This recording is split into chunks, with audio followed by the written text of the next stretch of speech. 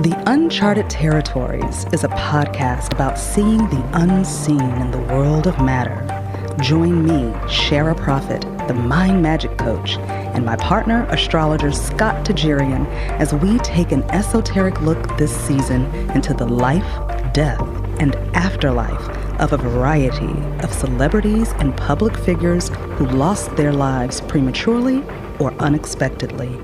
What is up, Shara? What's up, Scott? I'm good. How are you? I'm doing well. So great to be here with you. Yes.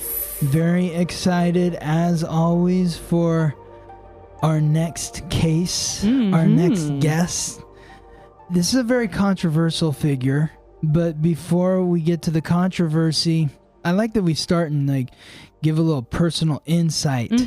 Because we're talking about Michael Jackson this week. We are talking about Michael Jackson. The king of pop. Yeah. Hello.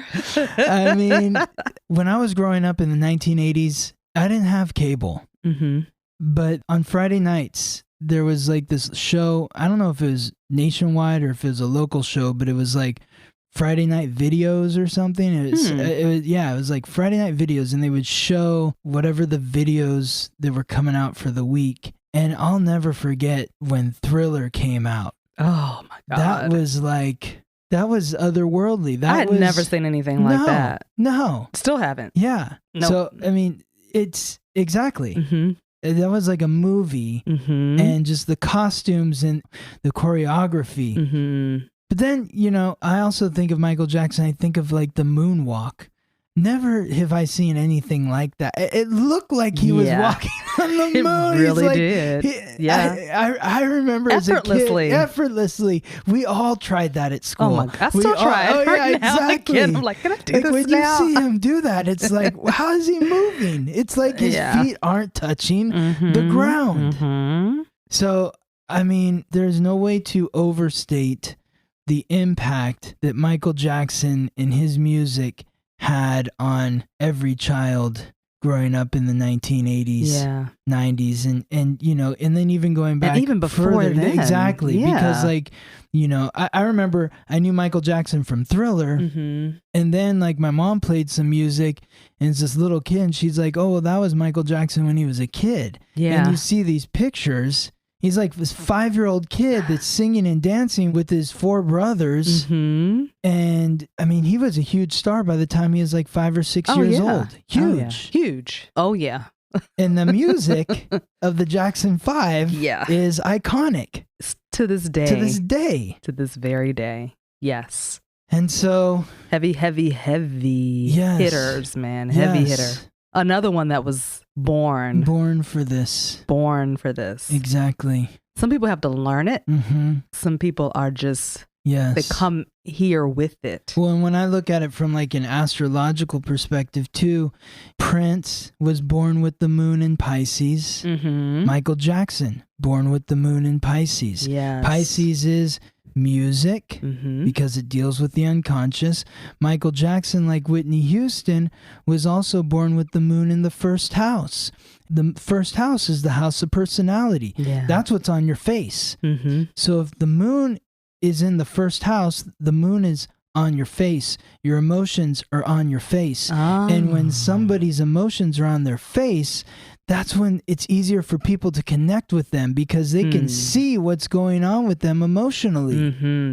There's oh, wow, this excitement with them. When they're excited, you feel their excitement because it comes out right on their face. Yes. And Michael Jackson just... And it's not rehearsed. No, it's not just rehearsed. natural. It's natural. Because you have some really big stars now today, really big, but it seems very rehearsed. Yes. You know what I mean? These guys, it is just Whitney, Michael, Prince. It was just natural, nobody was instructing them. Well, even though Prince wasn't born with the moon in the first house, he was born with the moon in the 4th house. And the moon rules the 4th house because the 4th house is associated with the 4th sign, which is Cancer. And the moon rules Cancer, therefore it rules the 4th house. So you have people that were born with the moon in the 1st house, like Michael and Whitney, where you can see their emotions right on their face. But then people like Prince that were born with the moon in the 4th house, where they have a deep well and attachment to their emotions, it's easy for them to show their emotions when they want to. Mm-hmm. They have the full power of the moon, of the emotions in their astrological code. Yes. So wow. It's no surprise to me when I do these astrological codes for these celebrities, and I'm like, oh, of course, the 1st house moon. That's why he's so charming. Mm-hmm.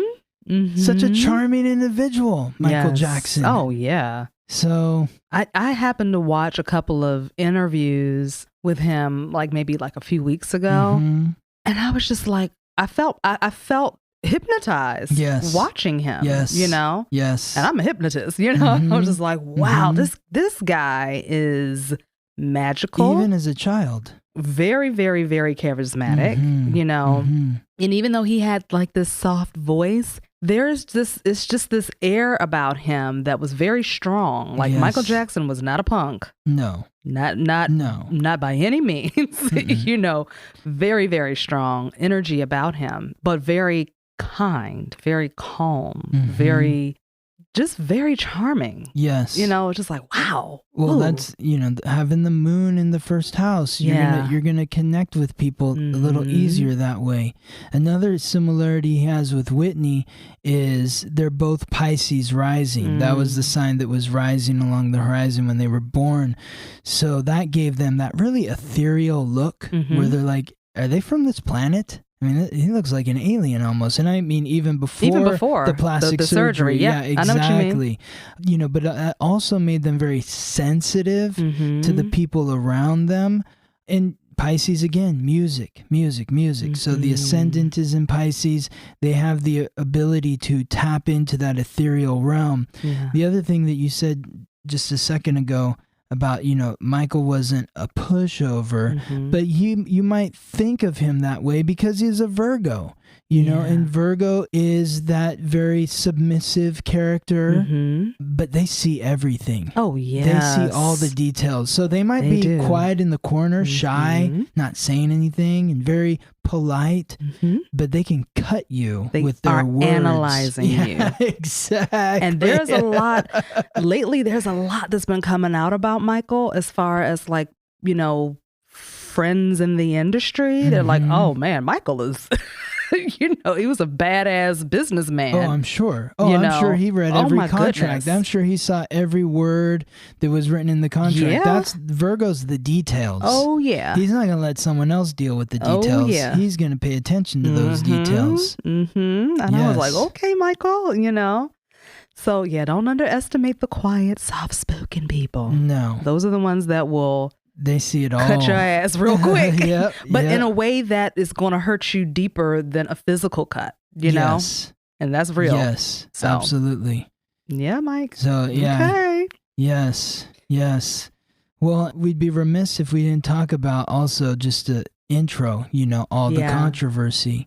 And I know you'll get into that later, but the molestation, abuse, all that sort of stuff. Yeah. And we'll get into that as well. But why don't you introduce us? Tell us. Yes. How did this come about? Well, you connecting with Michael Jackson. Michael first, I had to do like 2 or 3 readings with him because when he first came in, he was not talking about himself. He came in showing me a black sun in his hand. And I was like, what the fuck is that? So when I did the research on the black sun in alchemy, okay, it's the occult symbol in alchemy, and it indicates the first phase in creation of the philosopher's stone. Okay. And the philosopher's stone, for a very short description, otherwise we'll be here for about 2 hours talking about it.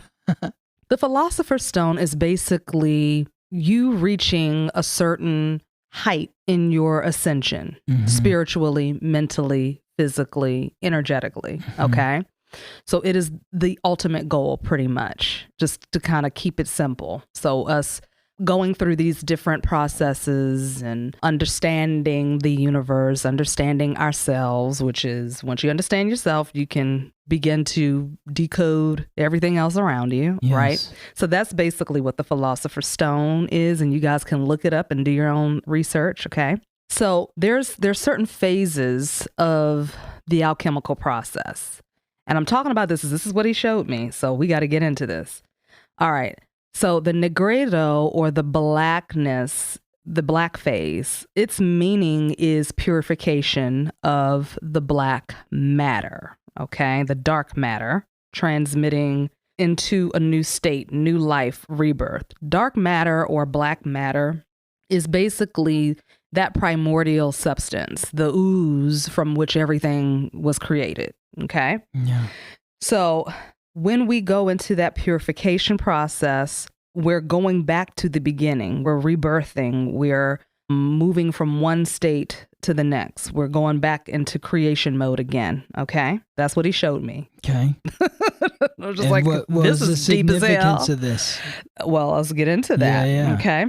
So he says to me that this is what's happening to the planet, but people are afraid. Yeah. Afraid of the darkness that is taking place right now. However, it is necessary and we can't stop it. Nope. Okay? Trump, disease, droughts, panics, pandemics, children being kidnapped. Interesting that he brought that up. He brought all this up. He brought all of this up. Okay. Brown and black children are used to help usher the earth into this rebirth. What does that mean? All right. He said, well, their essence is needed. Their innocence is needed. And I asked him, are they being hurt? He says, in some cases, yes. In most cases, no. They are being hurt to release. This is the whole adrenal stuff. Now, this reading happened before I even knew about their adrenal shit and all of that stuff. And I was like, what the fuck is he talking about? I don't know what this means. So I had to look a lot of the stuff up, and then I was like, oh shit, there's like a whole conspiracy behind this. Yes. Okay. Yes. And that's how I found out that this was like what people do sometimes. Well, that's the belief.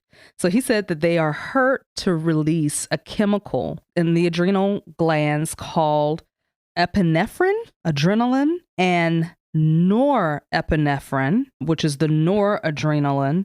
These uses are to assist with creating like an ethereal feeling, okay? It kind of helps you reach that height, right? That height that I was talking about, that enlightenment phase. And it also helps with joint pain and help with youth and regenerating cells and things like that, okay? And you guys do more research on that. I'm not going to get too deep into what it does. Okay. Then he says, if they get enough of it, they think they can pump it into the Earth's core to help save the planet. I'm like, who the fuck is they? Michael, come on now. Don't be all fucking vague. So he just kept talking about they. I never got a full read on who they are. So he said that these chemicals help regulate the inner world of the human body through the brain. In essence, they are trying to save the heart of the planet using these natural juices from brown and black children because of the power of their melanin. Okay? So that's how the reading started off. And I was just like, I can't talk about this shit. but then when I started researching, I was like, oh, I can talk about it because people... Wait, did he say who they were? No. Okay. I was like, who is the they? Yeah. They. Okay. Yeah. They. Yeah. So in my mind, this is what I have to connect dots sometimes. Right. So in my mind, I'm thinking they are the people who subscribe to the idea that the planet needs saving. Right. Okay. They could be what we call, whatever you want to call the Illuminati or whatever, whatever you want to call that. Sure. Okay. Yeah. And the theys that exist don't even call themselves the Illuminati. You don't know what they call themselves because it's a secret. It's a secret. Yeah. Right? So my guess is that there are people who buy into the idea, and this is the thing that utilizing the blood or the essence of a child can assist with enlightenment, can assist with saving a life, right? This is why we use the stem cells, okay? Because it actually can be used to assist somebody, you know, heal the body. So there is some truth to that scientifically, okay? But there are people out here who do magic and they still believe in the old ways of doing magic as far as like, you know, child sacrifice and things like that. That was a real thing, you know, that actually happened. And there's people who still believe that in order to pull the most powerful essence is you have to use a child to do it, okay? Right. And there's also sex magic attached to that as well, with the child as well. So you can pull the essence of a person through sex as well, anal sex, all of that stuff. This is not conspiracy. This is real. Like this is science, pretty much, okay? Yeah. So I'm guessing the theys that he's speaking of are the people that truly believe this stuff. Because see, people are not just doing the stuff because they're evil. They're doing it because they believe that it's actually going to help. Right? Yeah. And if they see some evidence that, oh, that really helped. Oh, let me just do it again. Let me just keep doing this. I have to keep doing this to keep it up now. Otherwise, I may not have the same results. Okay? So the best bet is just don't start. Okay? You don't have to use the essence of a child to gain enlightenment. That is work that you must do. You got to work for that. You cannot steal it from somebody else. It's not going to work that way, because what's going to end up happening is if you're no longer able to steal it from someone else, you are going to wither away and disintegrate very quickly. So you need to learn how to do it on your own. You can use the energy of the earth, the energy of the universe. You know, there's ways that you can pull energy to assist you in your ascension process. You don't need it to come from somebody else. Yes. That's kind of like a shortcut. It is a shortcut. It's cheating. It is. Eventually you'll get caught and it's not going to work for you. And you don't have it within yourself, which is where you really want it, within yourself. Exactly. That is the essence of the Philosopher's Stone, is achieving that level on your own. You are the true master when you do it on your own, and you don't have to steal it from somebody else. You don't have to hurt someone else to get it, right? So these people that are doing this, they, for some reason, are not fully believing in themselves enough, right? It's a primitive mentality. It is a primitive mentality. And listen, it works. It's not that it doesn't work. It does work. Sure. But in order to keep it up, you got to keep doing it. Yes. Right. It's like getting your nails done. Wow. If you're a person that goes to the salon every 2 weeks to get your nails done, in order for your nails to keep looking pretty like that and not, you know, be all broken down and crazy looking, you got to keep it up, because the moment you stop, your nail bed gets weakened and disintegrates. I look at it as kind of like makeup. Yeah. You know, you can put all kinds of makeup on your face to make yourself look beautiful. But when the makeup comes off and there's like pock marks on your face, and then, you know, the chemicals in the makeup start eating away at your face, you know, the healthier way to do it is to figure out what works in your diet. Yes. So that you have the healthiest skin where you don't ever have to wear makeup.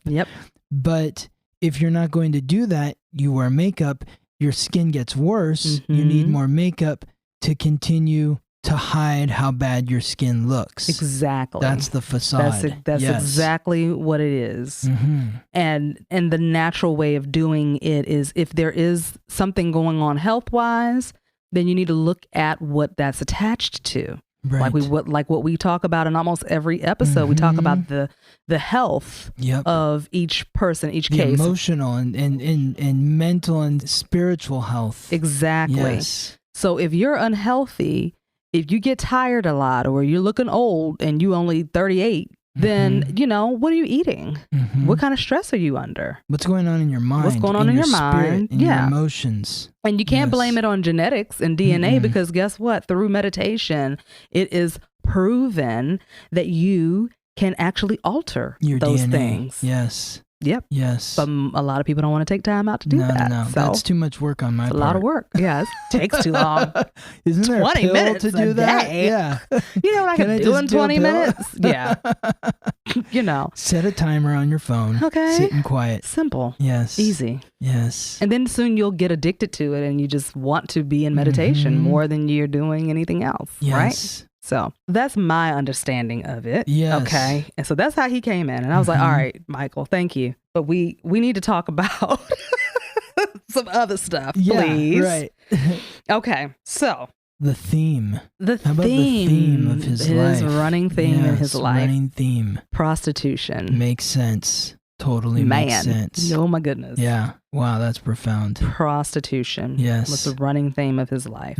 Okay. Yep. Child worker. Child worker. Also sex with older women in the industry. I could imagine that. For sure. Some famous singers. Yeah. I'm not mentioning any names. I don't have time for that. I'll tell you afterwards. Okay, cool. Yeah. Some of them he felt very drawn to, very, even thought he was in love with. Yeah. With them. Well, isn't that the irony though? That is what happens. Because that's what these young boys who are now men said about Michael Jackson, that they were in love with him as a child. He was, someone they looked up to. I could imagine the same for Michael, being a child looking up to an older woman or whoever it was. Yeah. And falling in love with them, even though it was an inappropriate relationship. Absolutely. Absolutely. Yeah. And we'll get deeper into that as well as we go along with the reading, because there's a little bit of a caveat to that. It's not just straight up in your face like sex intercourse type of a thing. It's a little bit more complex than that. And so like a grooming. I mean, is this something like, I think about what you said during the Whitney podcast, where she said she didn't want to do a job where she was going to have to like train a younger singer or singers on showing the ropes, basically. Like, this is how it is. This is how it's done. This is how it's done in the business. Is it kind of like along that? You know what? Kind of. Well, I'm talking about his experience with the children. Oh, okay, right. His experience. There's a little bit of a twist to that. Okay. It's not straight up child molestation. Right. It's a little bit more complex than that. Okay. It's not excusing anything. It's just to gain a little deeper understanding. But for him, being a child in the industry, becoming a man, like you need to be a man now because you're in this industry and this is what you got to do, type of a thing. And all my brothers is doing it. So, Yeah. So this was kind of the theme of his life. Prostitution, sexually, contractually, in the industry, being kind of pimped out as a child, which happens sometimes when you are a kid, a young entertainer like he was. Sing and dance for us. Exactly. Here's some money. Now do your thing. Even if you don't necessarily feel like you don't feel good. You want to go money. play. Yeah. You want to go read a book. Right. You want to, just take a nap, maybe, just sit outside and look at the sun and the birds, and you got to practice. No childhood. No childhood. And there's a punishment for it if you don't. Yes. So a lot of child entertainers deal with this, which leads to a lot of suppressed emotions. Stunted growth, being stuck in a certain developmental stage. Yeah. And he's definitely stuck in some developmental stages. He was. Oh, yeah. And here on earth he was. But he has ascended on the other side. Oh, I'm sure. Yeah. So we'll talk a little bit about that too. Let's get into it. Yes. Okay. So he says, I was pimped out like all children are in the entertainment industry. I was groomed to be a pop star, and there was no other possible route for me. That's what he was supposed to do, whether he wanted to or not. Yeah. And he did. Like, he loved what he did. He did. He was a natural at it. Sure. But there was also a program that he was running on as well, kind of like a robot. I'll just say real quick in relation to that, Michael's Saturn, which is the planet of authority, responsibility, hard work, mastery, achievement, ambition, it was in conjunction with his midheaven, which is career, So, I mean, it's like from the get-go, your career is going to be extremely important. So you're a child? Great. Mm-hmm. This is time for you to get a head start on your career. That's how I view that. Yes, absolutely. No better time than being a baby, right? Mm-hmm. Start your career now at exactly. 18 months. Right. Dance, sing. Hmm. So let's talk about Michael's childhood since we're there, right? Yes. Okay. I asked him, I said, tell me about your childhood. He said, I didn't have one. Mm-hmm. Right. I was groomed to be a star from the time I was born, and all bets were on me. It was a lot of pressure. I was a star seed, okay, meaning not from this planet. Right. All right. Mm-hmm. Coming here with a lot of information and a lot of wisdom, okay, and not really fitting in. So he said, I was a star seed and people fed on me, fed on my energy. So I asked him how, and he said, I had the weight of the entire family on my back. They relied on me, so I received the attention and the brunt of the abuse from Joe. He calls his father Joe. He loved us, but his fear and lack mentality pushed him to be cruel towards us, mainly me. So he said his father was jealous of his talent. So we have a parent here that did display some jealousy. And while he pushed him to succeed, he also put him down, told him he was ugly, he had a big nose. This led to, of course, the surgeries and things like that, okay? Yep. So, speaking of his appearance, I did talk to him about the vitiligo, or What's that? The discolorization, okay? Yeah, from black to white.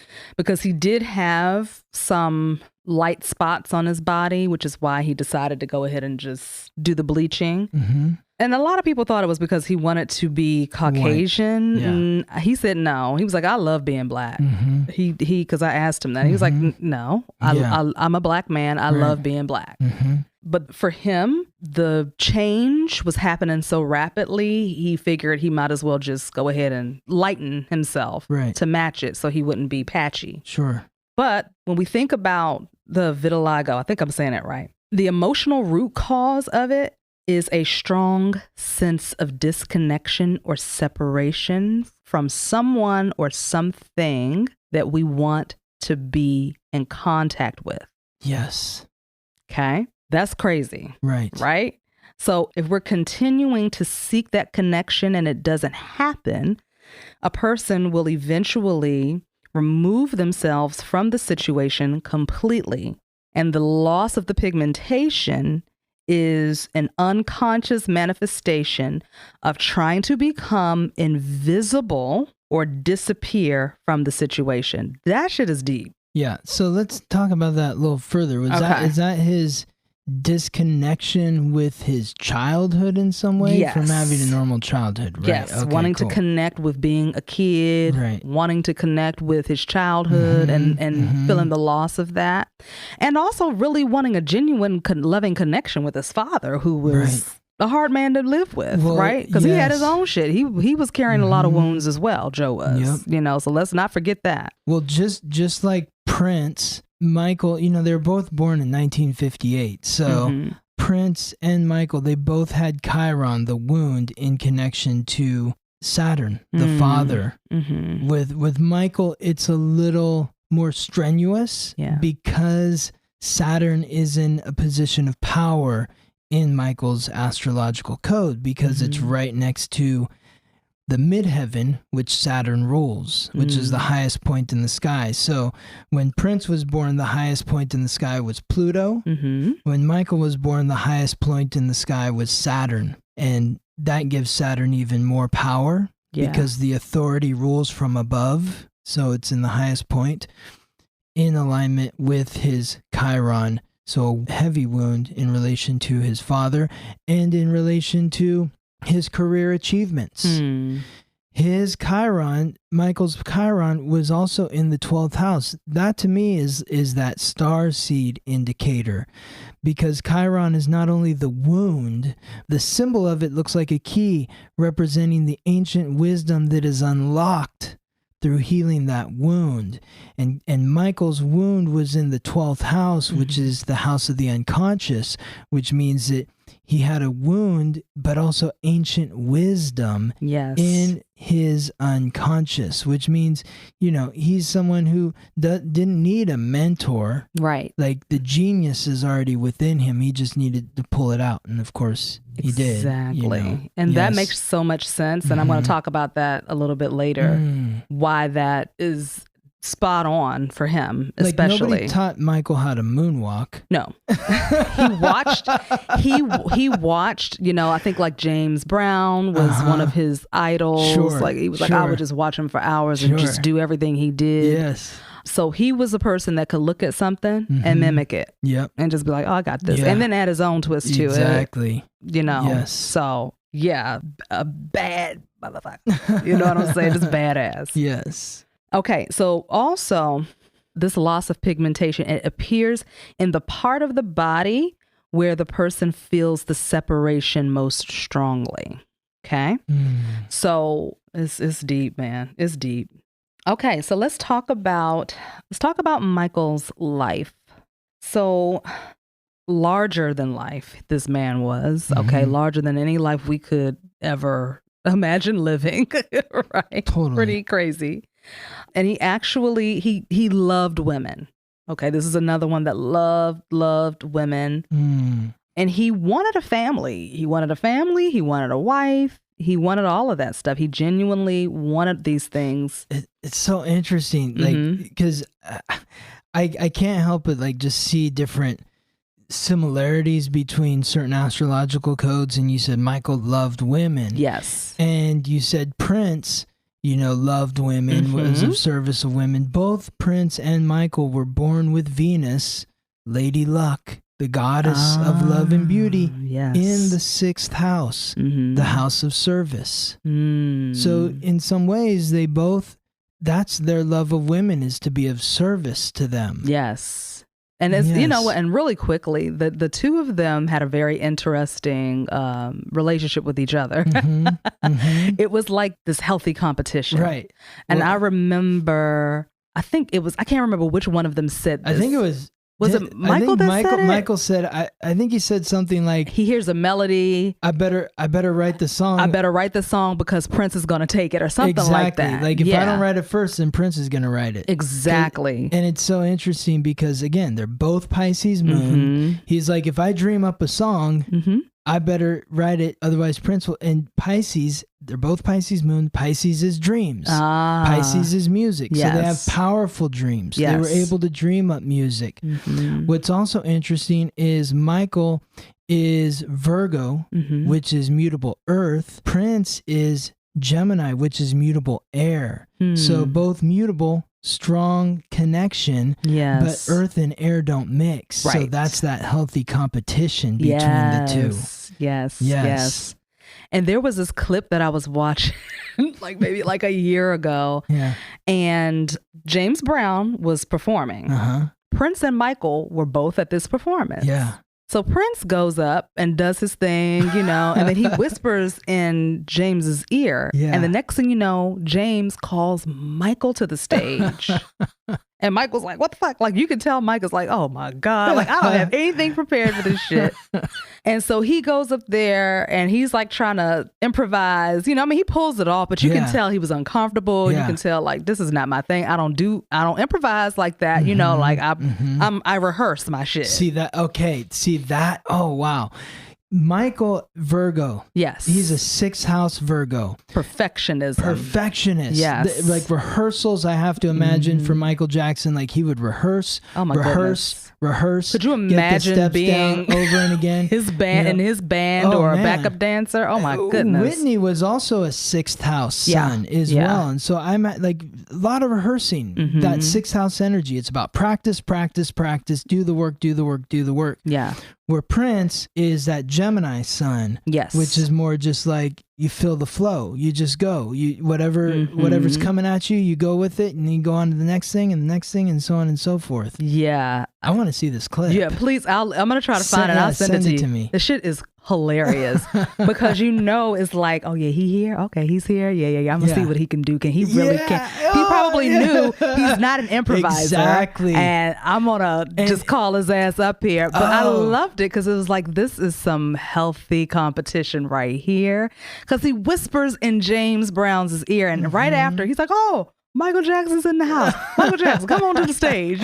I'm like, oh my goodness. Michael, that Pisces rising, that's mutable. Yeah. Mutable water, Prince, Gemini sun, mutable air. Both mutable, strong alignment. Air and water don't mix. That competition. So I bet Prince kind of liked getting under Michael's skin a little bit. Yeah, he knew it. The spotlight on him. Yeah, he knew that wasn't his his strong suit.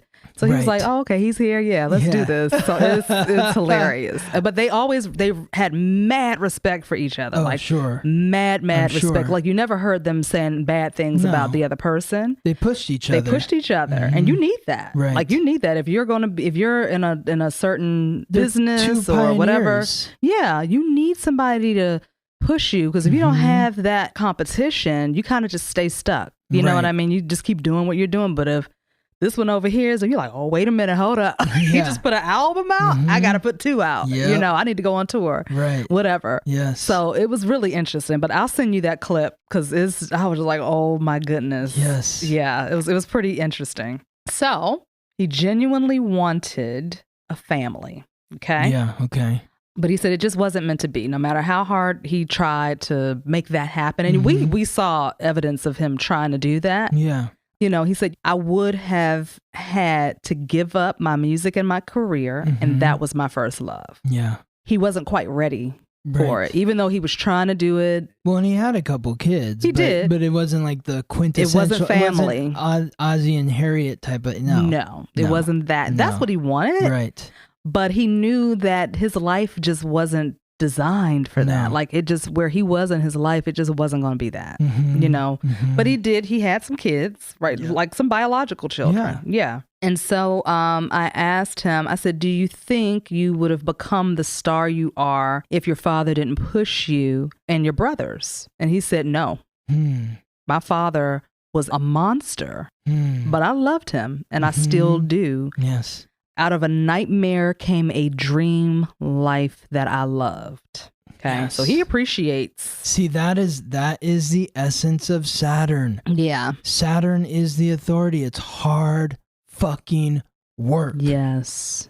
But if you do the work, you get the rewards. Absolutely. Make the work for you. Yeah. Yeah. You got to work it. So that's, yes. Yeah. So he has gratitude in his heart for the way his father pushed him. Obviously, he probably would have preferred him do it in a gentler way. He didn't like it when it was happening. Right. He said, I liked being famous most of the time, but I hated being misunderstood. And a lot of people misunderstood Michael. Yes. But he had this very eclectic lifestyle. It was not unlike anything we've ever seen before in the public eye at that. I mean, and this is a time where celebrities were untouchable. You know what I mean? Like, they were really idolized and treated like gods, because we couldn't just go to Instagram and talk with Michael Jackson. No. And you couldn't just meet him on the street like that. Right. No. Right. Oh, no. He was he had like presidential style protection around him. Exactly. Oh, and when you also say the family too, I want to bring up the North Node, because that's the soul's purpose. Michael's North Node was in Libra. In the 7th house. The 7th house is associated with the 7th sign, which is Libra, and Libra's the scales. There's got to be something on each side for the scales to be balanced. So his purpose here was really to be in relationship. Yeah. And he didn't really have that. Didn't have that. Yeah. So that was the longing for him. Yeah. Yes. And he was trying to do it. He tried. He really did. But there was a lot of wound healing that needed to happen in order for him to be in a healthy relationship with a woman. You know, he didn't have the best relationship with his father. His mother and father didn't have the best relationship. He was groomed very young. So he loved women, but at the same time, I feel like there was also a little bit of resentment. Sure. Because of how he came to know a woman at such a young age. And I think that he was confused a little bit about what it meant to be in a relationship. He wanted to be chivalrous. He wanted to be kind and loving. And he was. But I don't know if he was able to fully be present in those types of relationships. Well, I talked about how Saturn was in alignment with his Chiron, a wound to the father, a wound to his sense of achievement because it was in relation to the midheaven, which is what he wanted to achieve. But Venus, in addition to being in the 6th house, service to women, service to the feminine, was directly opposite his Chiron, his wound, and in alignment with Saturn. So that would indicate a wound in relation to the feminine and restriction to the feminine energy as well. Not being able to experience that in the way that he wanted to. Yeah. Absolutely. And we have to remember that he was stuck in some developmental stages as well. Some of those stages weren't completed. So he may have even come off as childlike. Yeah. Well, if you're having sex with a woman or anyone in your, I don't know, single digits or even in your early teens, it's hard to understand how to relate to the feminine once you become an adult. Absolutely. Right? Absolutely. Yeah. Oh, yeah. Absolutely. So I'm thinking that this was part of the reason why none of the relationships stuck. So he said that this drove him crazy, being misunderstood, and it made me very sad and depressed. And I wouldn't change anything about my life. I loved being me. Okay. He did love himself. Sure. He really did. Even though we may look at somebody and say, oh, they probably don't love themselves because they got all that surgery or whatever. This is the thing. The body is a temporary vessel. Okay. This is a spaceship. Yeah. Basically. Right. Yeah. So you think about driving a car. Okay. You may put rims on your car. You may tint the windows of your car. You may paint the car a different color. You may replace the engine in the car. Right. The body is similar to that. So when we see people that go through these extreme changes in their body, with their body, the thing is that it's not necessarily that they hate themselves. It's just that there's something inside of them that feels like the body itself needs to be improved. Now, it could be directly connected to them feeling ugly or whatever. Right. Yeah, they could, but it doesn't mean that they hate themselves. Right. Because it means that they probably aren't happy with the vehicle, the aesthetic of the vehicle. But we can't automatically say, well, I hate myself. They hate themselves so much that they chop their bodies up. Right. Well, I also see it a lot with people that have a lot of earth in their astrological code because they need to see the changes on the outside that are coming out from the inside. And, Michael, his son was in Virgo, which is earth, in the 6th house, which is earth. So yes, wanting to change. Just wanting to change. Yes. We can't keep generalizing things for people. No, we don't know what's going on inside Don't of them. know what's happening in somebody's head. It's not fair for us to judge. Yeah. And I used to think that. So they must not love themselves very much if they're getting all of this stuff done. That's not what it is at all. No. They have a picture in their head of what they should look like or what they want to look like. If you're feeling that way about someone else, it's time for you to take a closer look at yourself. Exactly.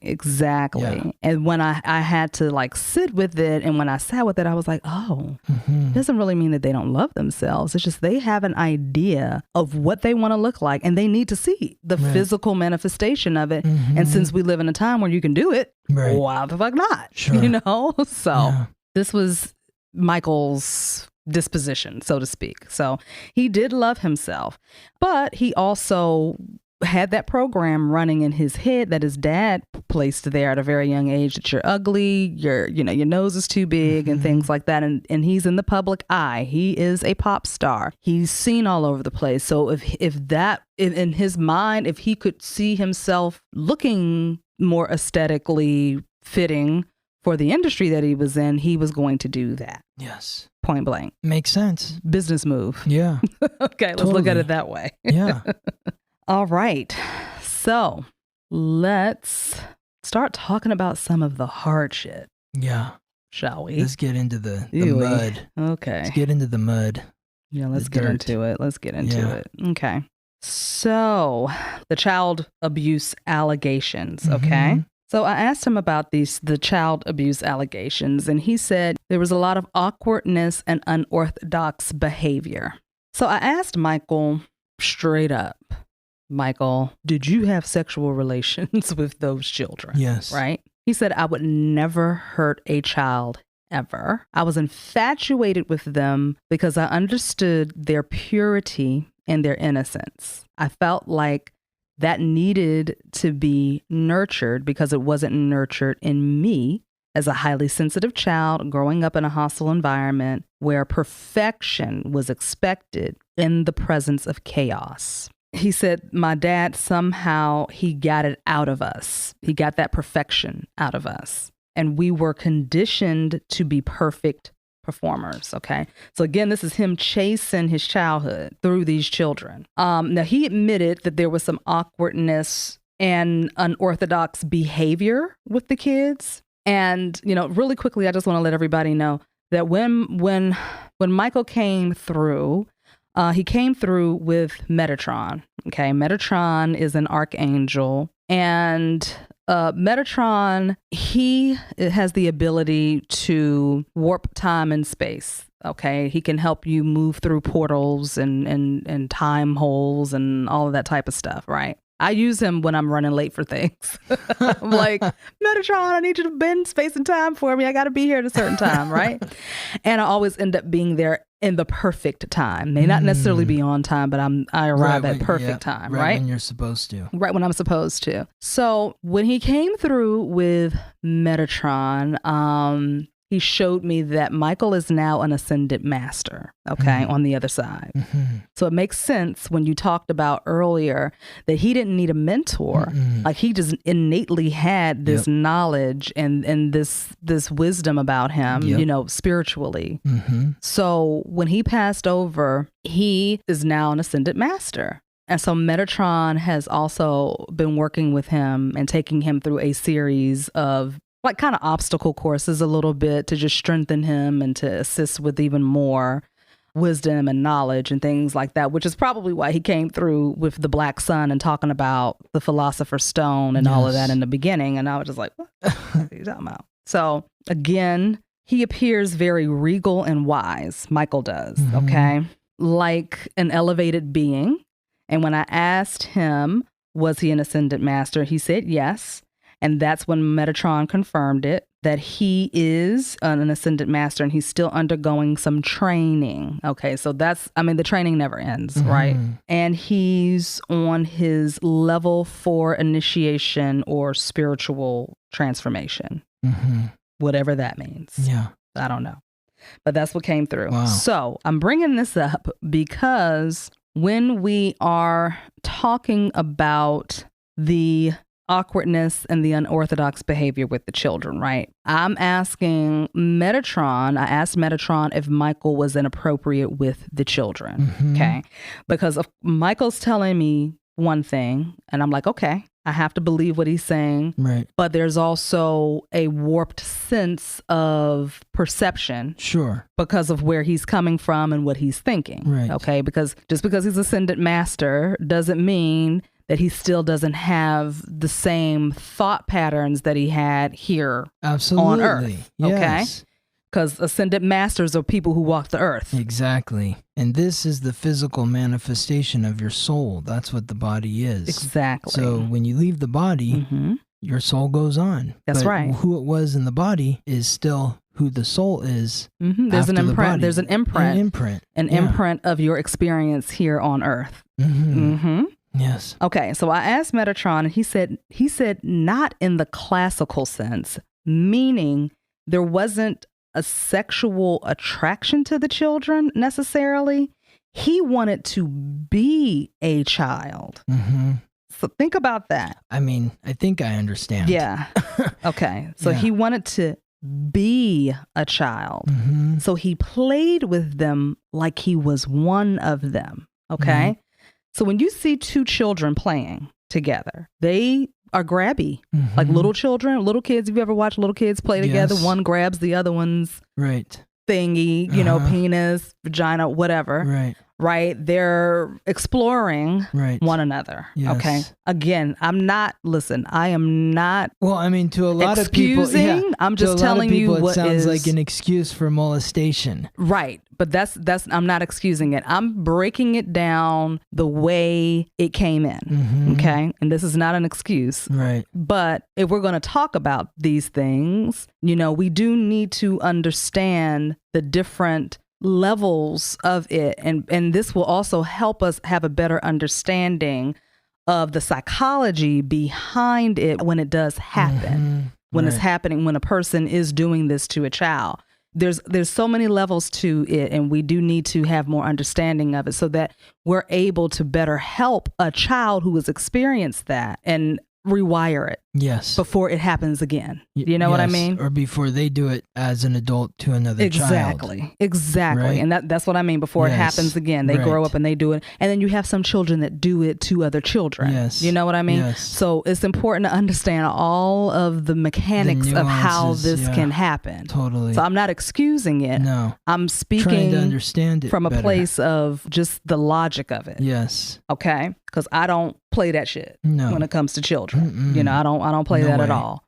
So, okay. So he said he played with them like he was one of them. All right. So again, I just gave you that example of how little boys from the ages of like 3 to 5 play with each other, touching inappropriately, whatever, exploring. Right. So the development, Michael was basically stuck in these developmental stages. Okay.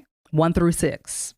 You guys can look it up on your own what those represent. We will be here for like a whole nother hour if I get into that. So this is why.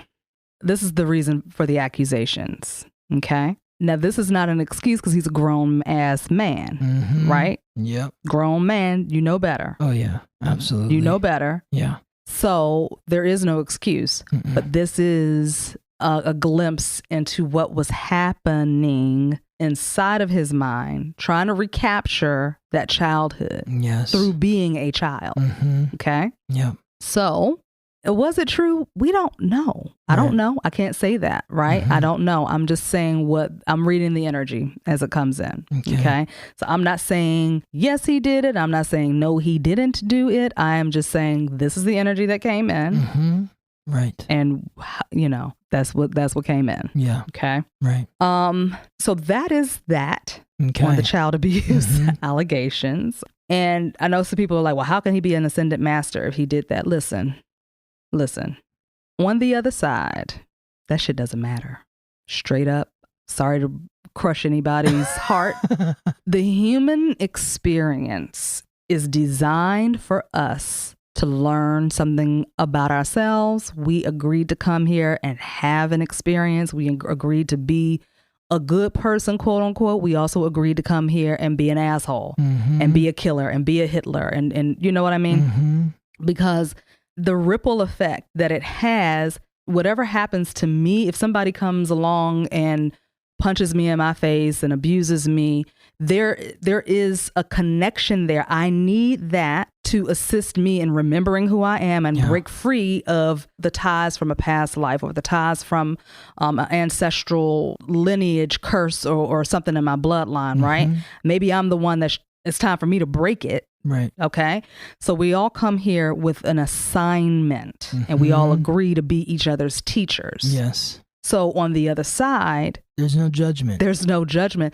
Because I touched a child doesn't mean that I'm not going to be an ascendant master on the other side. Right. That's not how the spirit world works. And having these understandings, right? It does not excuse, it doesn't give anybody permission to do anything. It's just having the understanding. Yes. Yes. Wow. Yeah. This is so deep. I know. Having the understanding. Well, I think it goes back to like what you'd said. It helps us understand so that we can help the people that have been abused. Absolutely. But like you were saying, if somebody comes down the street and hits you, there's something karmic going on, or there's something going on in your life that needs to move in some way that's not moving. I think of it as just like cancer or any of these ailments, like Prince's ailment. It's not, you're not dealing with something that you need to be dealing with in your life, and therefore you need something drastic to happen to you in order for you to snap out of your malaise or your routine so that you can move to where you're supposed to be. Yes. Where you aren't currently. Yes. And you're not going there, so we have to push you there. Exactly. And if you keep resisting, we're going to keep pushing you harder. And eventually, if you keep resisting, then we'll just push you straight into the ground and you can start over. Start all over again. Yeah, exactly. Absolutely. Yeah. Absolutely. So it is a cycle that it's a tough pill to swallow. It's not something... because we're taught over and again that just be a good person. Yeah. If you're a good person, then there's a reward in that. The good guy. Yeah, absolutely. But that's not reality. It's kind of like when people think that karma means that, well, if you do something good, then something good will happen to you. If that were the case, then why are all these evil billionaires out there making all this money if they're so evil? That's not what karma is. Karma is the perception you have of the world returning to you. Yes. It's what you think. It's what you think. Whatever you think is supposed to happen to you will happen to you. So these people can be like a pedophile and still be Michael Jackson. That doesn't... Absolutely. Yeah.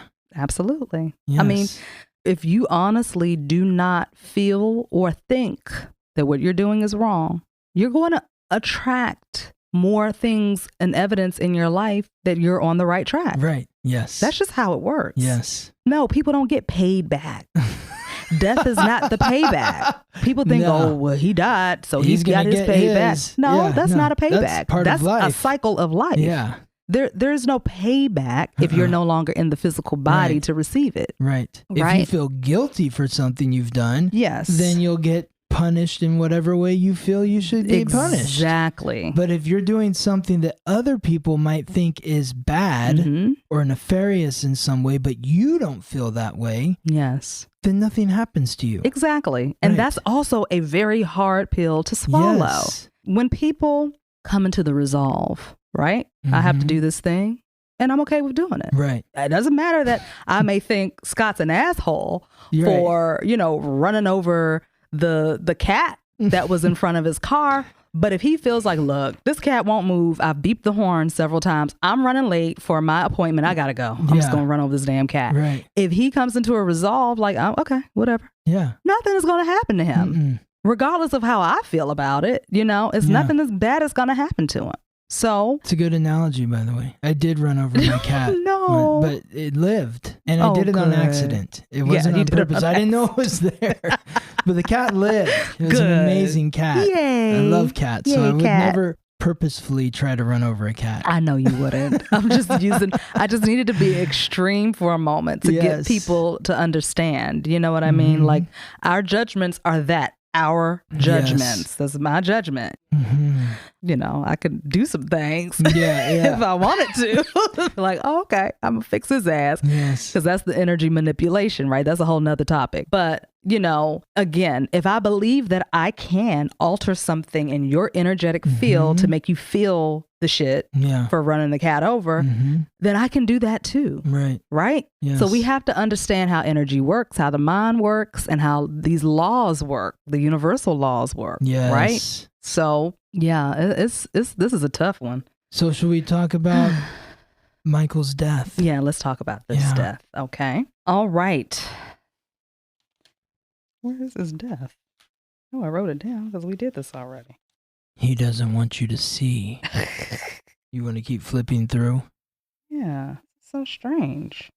Did you write it on a different page? Let me check. Where could it be? This is so weird. There's a page ripped out right here. Oh my God. Michael. Okay. Is the page ripped out in a place where it would have been? I mean, it's right in the middle of his reading. Huh. Do you want to just stop it here and we can come back and record? Yeah, let's do that. Okay. And then we'll pick back up. Yeah, right at the death. So weird. Yeah, let's stop Let's it. stop. Let's stop it. Okay, so that happened. The page was ripped out of Shara's book, and we will conclude the Michael Jackson episode next week if Shara can find her page or meets with Michael Jackson again. Stay tuned to experience the exciting conclusion of this episode in the next episode. You've been listening to The Uncharted Territories, where we see the unseen in the world of matter. If you would like to support the podcast, subscribe. We've talked a lot about the subconscious mind and the importance of healing our wounds from the past. As an energy healer and a certified hypnotherapist, I help people understand how the mind works so they can harness the energy of the subconscious and tap into their inner power and make those positive long-term changes in their lives. If you're ready to make that change, you can book a session with me by connecting at opendoorhypnosis.com. I look forward to working with you. If you'd like to learn more about who you are, where you come from, why you're here, and what you're meant to do with your life, contact me, Scott Tajarian, at theweeklytransit.com, and we will take a close, detailed look at your astrological code. My purpose is to help you understand who you are so you can accept, appreciate, and love the divine, unique miracle that is you.